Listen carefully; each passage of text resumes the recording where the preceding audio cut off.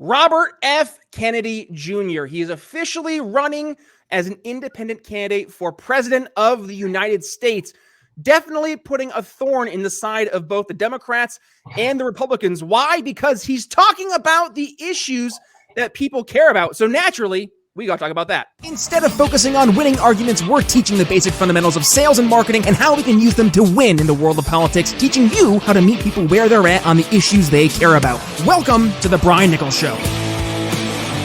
Well, hey there, folks. Brian Nichols here on The Brian Nichols Show, and thank you for joining us on, of course, another fun-filled episode. I am, as always, your humble host, joining you live from our Cardio Miracle Studios. I get often asked, Brian, you talk about Cardio Miracle all the time on your show. Do you truly love it as much as you say you do?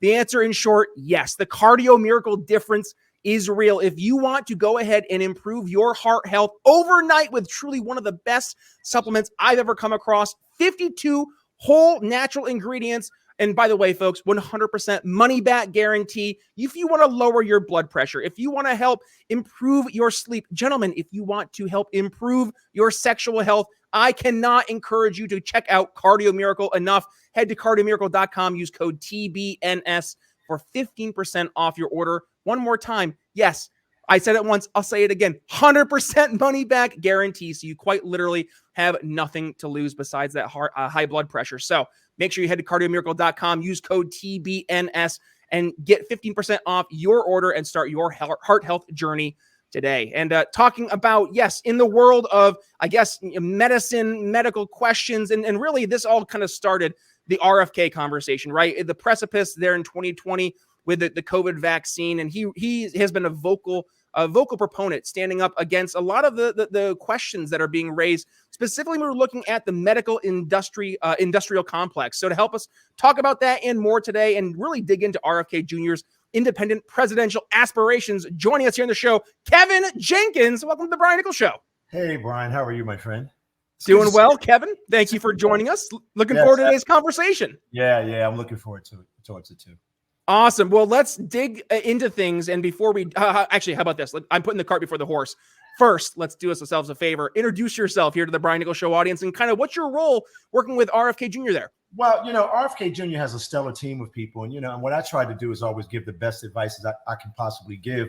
Being involved in politics since I was born, I understand what the market of politics look like, in particular in the Black community and the suburban and urban parts of the community, a part of the country. So I got to tell you, I just think right now Bobby Kennedy is doing this country a service. I think that the conversation he's having with this country is waking so many people up. I think he's single focused on fighting against the tyranny of our time, like his dad and like his uncle did. I think all of us, I think he shares our values and our principles about how this country should be moving forward. And one of the things I'm excited about is that he's prepared and willing to fight against the globalists and the corporatocracy that now control our government. I think all of these agencies that have been captured, all of these politicians that have been just doing business as usual have let this country down. And I think the fact that he put his life on the line and came out in front like he's always done and is standing up for America and standing up for the common man is a great thing. And we should honor that. And I think we should give him support. All of the mechanical stuff that's going on about independent, Democrat, or Republican, I think that one of the things that he's focused on is America first. And I think as any candidate goes through this process, is a learning process about what should be said and what shouldn't be said. But I hope and pray that he continues on lending his voice based on truth. When he announced several months ago, his whole theme was about truth. Was about telling the American government, telling the American people the truth. And I think it's important that he stays on that course, that he stays singular focused, not get trapped in the Beltway discussion about who supports this and who supports that. I think that would be a big mistake. And I think the Black community now is wide open for a bigger conversation with someone that cares about them. And I just hope that, his leadership team inside the box understands that they need to do their due diligence. They don't need to sound like another, like all of the other candidates. And they need to stay focused on what his theme was earlier on, that I'm going to tell the American people the truth. If he stays there, he just keeps rising. If he starts using, the political speak and trying to be safe and trying to please everybody, well, that's not a winnable strategy nationally. People are tired of that. And I think That's why Trump was so effective. And that's why he's still so effective, because he's a plain spoken guy. He might be accomplished. He might be wealthy, but he knows and has good sensitivity about, what people are thinking and what people want to see happen in this country. It's amazing. Like, we just outlined exactly how to win elections, right? And yet it sounds so simple. And yet, to your point, so many politicians get lost because there's 400 consultants that likely will be picking their brain and of course, lending their opinions. And usually what ends up happening is, to your point, right, Kevin, we go through where they're like, okay, these are the issues that you have to focus on. And, it's not because the people care about it. It's because the donor class cares about it. The political class cares about it. But when we say, how do you actually go out and win these elections, it's not the donor class, it's not the political elites, it's the average person who you're trying to not convince, but rather earn the vote of. And with that, how do you earn that vote? You don't go out by just talking about random nonsense that goes over their head or frankly doesn't apply to them, but rather, as we say in the intro, you meet people where they're at on the issues they care about. Now, I look at RFK Jr. and I see a lot of positives, and I also have a lot of question marks. And frankly, that's from my own political lens. And yet, when I look at RFK Jr., when I compare it to, as you mentioned, the left and the right paradigm and the left and right choices we've been given, left Twix, right Twix, Republican, Democrat, however you want to identify it as. But at the end of the day, RFK is really offering, dare I say, a viable alternative. And I think that's maybe why he is such a threat. And let's dig into that first, Kevin. RFK Jr. has been lambasted by folks both on the left and some folks on the right, not nearly as many, but namely on the left, I think, because they view him as a threat. What's kind of your I guess, thought process there? Do you see him as a threat to the left or to the right? I see him as a perfect storm. I see him as a disruptor, and I want him to stay a disruptor. And I think what happens is your consulting class, they're always looking at the wrong thing. You have to say this, Bobby. You have to do this, Bobby. You can't stand for this, Bobby. That story is a campaign. I fired many of consultants that told my wife, who was elected for 20 some odd years, well, you can't say that and you can't say this. But when you look at the condition of Americans right now, they can't feed their families. They're fighting against all of this, the transgender issues that are happening in this country. That's real. I mean, you just can't, try to be balanced in that discussion. People want parental rights. People want to be able to have a say in their child's education and how they can protect their children. So for me, I think that he's right there where he needs to be. I think the consulting class needs to be put in a box. I think he needs to stay single focused on telling America the truth. I think he needs to get away from all of the other issues that really don't have anything to do with the sovereignty of this country. I think when he went down to the border, that was spot on. When he's been going into the Black community, having conversation, spot on. When he was having a conversation about reparations, a lot of people snapped at him. But the thing I was saying to everybody is, at least he has the courage to want to have that conversation. Now, a lot of people don't understand the issue. And I think, and I really believe that he's going to do his due diligence and come back and have a bigger and bolder conversation with the Black community, because that's a Black issue. They are concerned. They want to be repaired. They want to be respected. And they're walking away from the Democratic Party. Actually, the Democratic Party is pushing them far right, like I've never seen before, which, in fact, I think that Black Americans need to walk away from them because they've been lied to for 50 years. After the Civil Rights Movement, it was all downhill for us after that. Think about that. So I think the Black community is taking a step back and saying, okay, let's look at who is going to be the group or person that we're going to support. And I think they're leaning Bobby's way. But in rural America, when I speak to the Republican clubs, they're saying, whispering to me, Kevin, we like Bobby. I was just in Newark, New Jersey the other day. I said, Kev, how is he doing? I said, he's out there. He's a disruptor. He's doing the work. He's not perfect. None of us, no human being on this planet is perfect. But I don't think he will ever stand with the globalists. I don't think he will ever stand with the corporate community. I think he will always push back because he started day one by saying, I'm with these mothers. I'm with these children. I'm going to fight against Big Pharma. And guess what? He was right. You have to respect that. You have to respect that about a person. He said, I'm going to stand with parents. I'm going to stand with children. I'm going to fight against this evil system. I'm going to fight against the tyranny of our time. And I'm very proud of him. Now, the movement that he's creating, I think they underestimate him. He's creating a groundswell of energy for young people in this country like I've never seen before. So for me, as a person has been an observer and been involved in campaigns, he's right where he needs to be. He just needs to tweak a little bit of his message to get people to understand that he's willing and able to learn and listen. And I think he has that ability. You were on RFK's podcast back in 2021. You were talking about medical apartheid. And I mean, what perfect timing. We were about a year and a half in at that point to the COVID-19 insanity, namely the insanity with the ensuing government reaction to the pandemic. And you saw there was a huge push in 2021.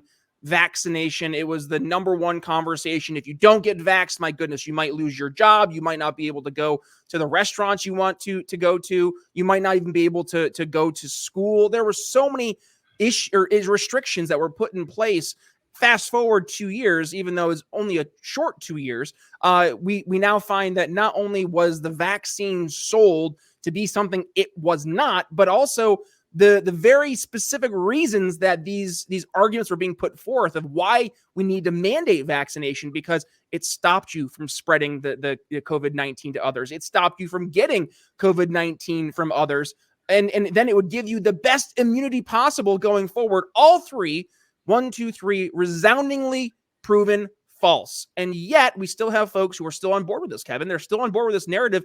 RFK Jr., though, has been the one adamant voice I've seen consistently over the past 3 years going on all types of media to talk about the medical apartheid state and frankly, what has been the outcome of this COVID-19 vaccine public policy proposal and the damning consequences that we've seen come from this approach to forced vaccination. I would love to, get a little more of the context that you've been able to uncover as you've spoken with RFK, and maybe just a little bit more in terms of what makes him tick on this particular issue. Why is this something that he is so focused and adamant on pursuing if he is, in fact, elected president of the United States?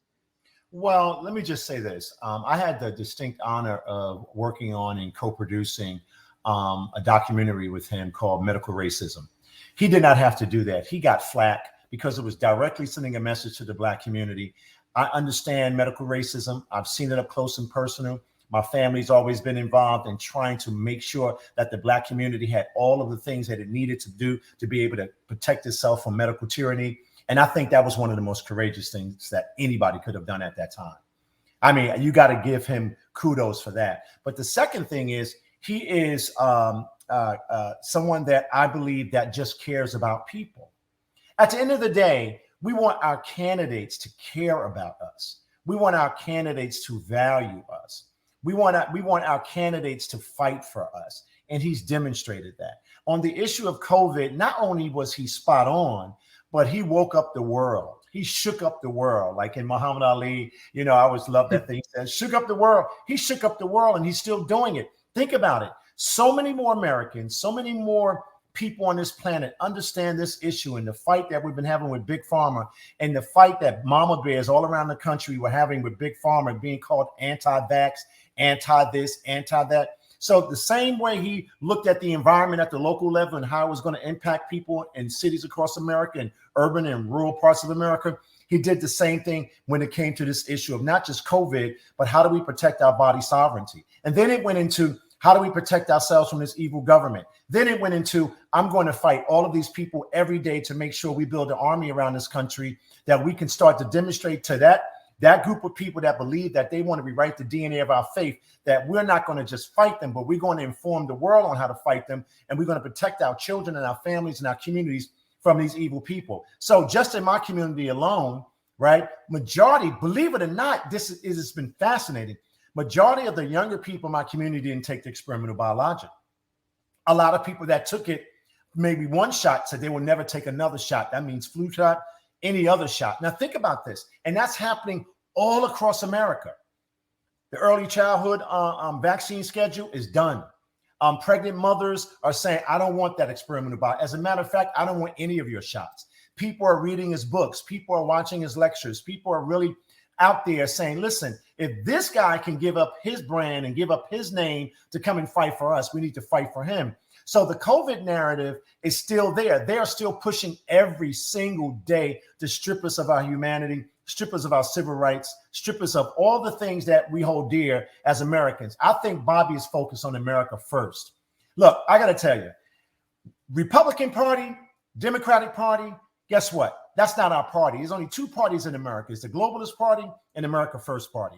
Whoever's not talking to America, they're done. They're not going to get out the box. And I think with Bobby just stays focused on talking to America as a trying to address every issue happening on the planet Earth and just stay focused on America, focus on the small guy, focus on the guy and the woman that's trying to keep their families intact, focus on how we make our communities healthier, focus on how we are able to build a nation that thrives and loves each other and supports each other. So when I look at him, I say to myself, we got a fighter, and we have so many other fighters standing with him.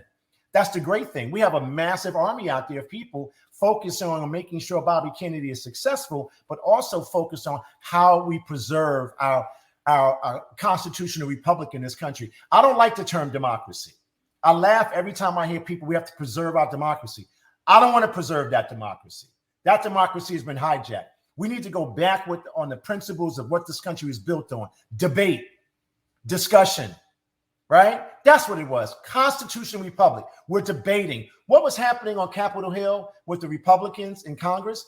I think it was absolutely wonderful. We need disruption. Everybody wants to say, oh, we need to get along. Well, that's why we're where we are right now. That's why we have the problems that we have right now. It's not about getting along and going along. It's about fighting against the system that's hell-bent on destroying this country and destroying our life. So I think Bobby stands head and shoulders over all of those people. And I got to tell you, I'm very proud that he's taken the risk. All of the things that we've done in the last 3.5 years, and he's been out there maybe last 10 years, maybe 15 years, but we've taken a lot of risk. We got punched in the mouth a lot. We were said we were anti-vax. Well, guess what? I am anti-fascism. I am anti-big pharma. I am anti anything that strips me my human rights. I am anti anything that strips me my civil rights. I embrace that. I embrace it all. So I think that he did the same thing. He's embracing it. I don't run away from anything when they say I'm anti. I said, you're absolutely right. I am anti the globalists. I am anti any agency that takes Americans' dollars and use it against us, like the FDA, like the CDC, like our government officials. I mean, so at the end of the day, it's so many things that we can fix if we just start having a bigger dialogue and not be afraid of disruption. Anybody that wants to get along, go along now, that time is up. And I think if Bobby just stays focused on America's issues, you know, those bread and butter issues, where we live. Look, I've traveled 738,000 miles. I've done a poll of this country. They don't have to do another poll. I can tell you what they're thinking in rural America. I can tell you what they're thinking in urban America. And they are just darn tired. And that's what I want to see. I want to see him back on that messaging as opposed to everything else. Here. That'll fix itself. Listen, yeah. I'm 60 years old. He might be almost, I ain't going to tell you, he's a young man. He looks like he's a teenager. But at the end of the day, guess what? Those issues are going to be here. America wants to be taken care of. Look what's happening in our border now. Our country is not only being attacked from the outside, but it's being attacked from the inside. And that's what we need to deal with. All of these other issues are not our issues. I'm sorry. No. Well, and I want to just go back to something you brought up, because I'm sure the audience heard you say this and it made their ears perk up. Globalists versus America First. There you go. Kevin, that sounds very similar to what we heard in 2016 and 2020 from President Trump, and heck, even before that, 2012 and 2008 with Ron Paul. And you're seeing there is this small L libertarian mentality, and kind of couple that with the Jordan Peterson clean up your own room first mentality. And it just makes sense. Why are we focused on what's happening halfway across the world when we can't even get East Palestine, Ohio taken care of after they have one of the worst worst disasters in terms of the impact on the environment we've seen in our American history. And yet we continue. I mean, Maui fires were just a few months ago. All these issues that are happening in our borders.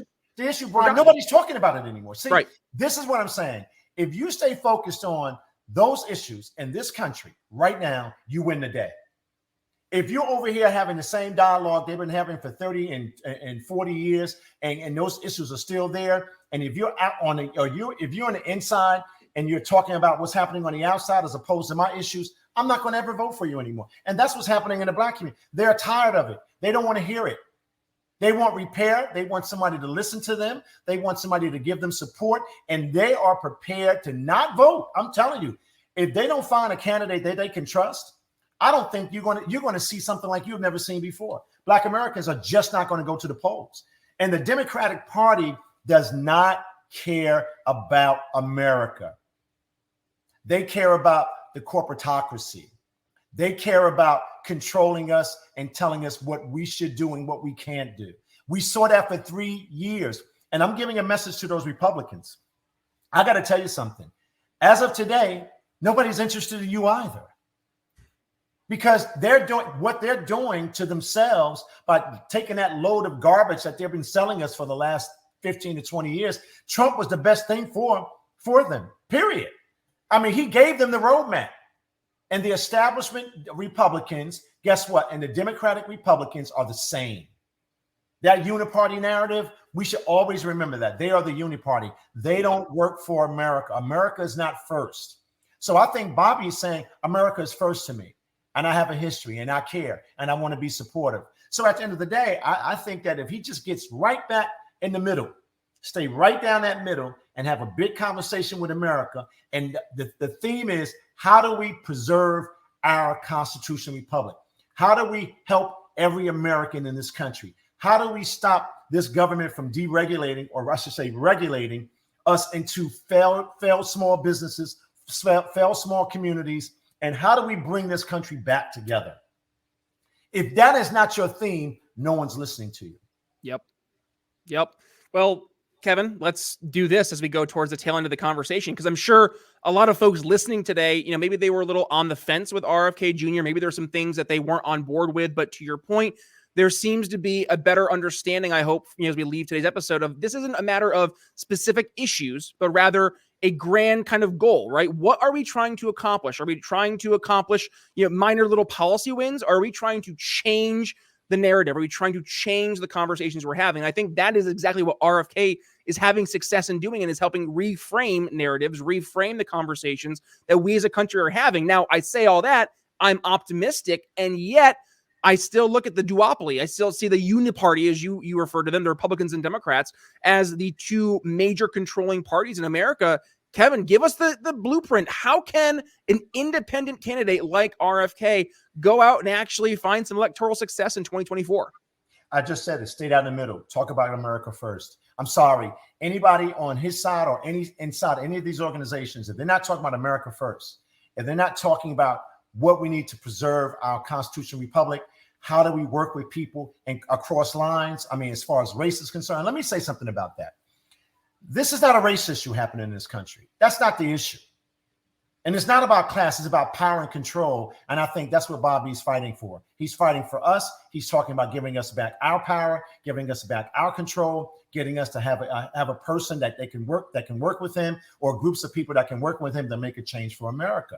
And that's the issue for me. That's what I want to hear. I just was with my youngest granddaughter. She was just born a year ago up in New Jersey.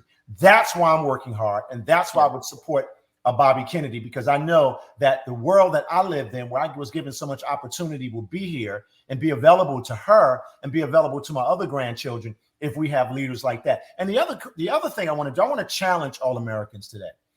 Get up off your butts, turn off your TV, and go out there and join that team, the Kennedy team, and go out there and give him support, knock on doors, pick up your telephone. I don't care if you're Republican and Democrat. Step away. Let's show those two people, those two groups, that we no longer are listening to you. And that's what I think should happen. Now, think about this emerging industry. You said, you did a plug for Cardio Miracle, right? I do great work with John Hewlett and those guys. And right now we're working together to Black Health Initiative, a Black American Health Initiative, to go out across America and break this whole cycle of sick care and to move the Black community into the wellness sector, really get us to understand what it means to be wellness. Right now, you got Dr. Group at the Global Healing, all of those guys really coming up with supplements and nutrients that are really going to be a powerful force for that discussion to heal the body. Because Big Pharma has been commoditizing our bodies for too long, and we have to stop it. And the same thing, you got the Wellness Center. You got so many people, so many new organizations, so many new companies, so much new energy in this country. I want people to get back to that. And what I'm finding out is, the medical freedom movement that was singular focused is now all over the place talking about things that have nothing to do with preserving life. That's all political. We need to get back to the business of working together to save this country and to fight against Big Pharma and fight against the tyranny of our time. I think if we don't do that, everything we did for the last 4 years will be for nothing. You're here. And thank you for the callback. Yes, John Hewlett and the amazing team over at Cardio Miracle. Very thankful for them as our studio sponsor, which, by the way, folks, cardiomiracle.com, code TBNS for 15% off. But with that being said, yes, we are going towards our a segment we call Final Thoughts here, Kevin. And I'll kick things off if you're cool with it. I mentioned earlier, I've been on the fence with RFK Jr. And namely, it was because I didn't know what he saw as the path forward. And now having you on the show, Kevin, you've actually helped articulate and paint that picture a lot more clearly. And I think a lot of folks in the audience, even if they are more of the right-leaning persuasion, or heck, even some folks who maybe found their way here of the left-wing persuasion. I don't know who you are, but please send me an email at brian@briannicholsshow.com. I want to know who you are. But maybe this conversation helped plant some seeds for them as it did for me, because at the end of the day, right, what are we trying to accomplish? It's not team party politics. It's rather saving this country. And we all, I think, are in the position where we look around and we say, this isn't working. What we had as our model going forward back in the day was working, right? And you mentioned, you have your grandkid. I have my 7-month-old daughter. Like my focus is not on me anymore. My focus is on the future for her and for her kids and their kids, which at that point, I'm a great grandpa and I'm going to be an old fuddy-duddy. But like, that's what matters. That's the stuff that we need to pay attention to. And frankly, I'm thankful that someone like RFK Jr., someone like Vivek Ramaswamy, someone like, I'm going to say it, Donald Trump, they're the folks out there who are actually talking about this stuff. And, as I wrap my final thought up here, Kevin, I mean, I'm just going to toss it out there. What better maybe ticket could there be besides, and I'll defer how we want to flip it, Trump, Kennedy, Trump? I don't know. Could be something to consider, but that's my final thoughts. Kevin, what do you have for us on your end? Think about this, though. They already are doing the 1-2 anyway. I mean, Trump is out there saying the same thing. How do we preserve our constitutional republic? How do we fight against, the military industrial complex? How do we fix America? How do we bring all communities together? And how do we move beyond the race issue? And how do we bring America back together and keep us focused on what's true and why this country is so important? People are looking for us. The rest of the world is saying, where is America? The rest of the world is saying, what is happening with those Americans that understand what independence is? And I think, Bobby represents that. I think people are looking at him and saying, wait a minute, is he the person that can really open up a discussion with us and listen to us? I think if Bobby just listens to America, he'll hear it all. The rancher, the farmer, the mother and father that's working hard every day to try to put food on the table. They don't trust the government anymore. They don't trust either parties anymore. There's an opportunity there. There's a great opportunity. If you look at what Trump did, guess what? The reason why they're attacking him so much is because they can't make money off of him. They can't use him. The corporatocracy wants him out of the way because they can't have wars every day. They can't strip us of our resources every day. They can't enrich all of these major corporations with the transfer of wealth that's been going on. Over trillions of dollars have been given to these corporations while Americans are starving. America cannot survive that way. And whoever understands that as a candidate will win the day. I'm telling you.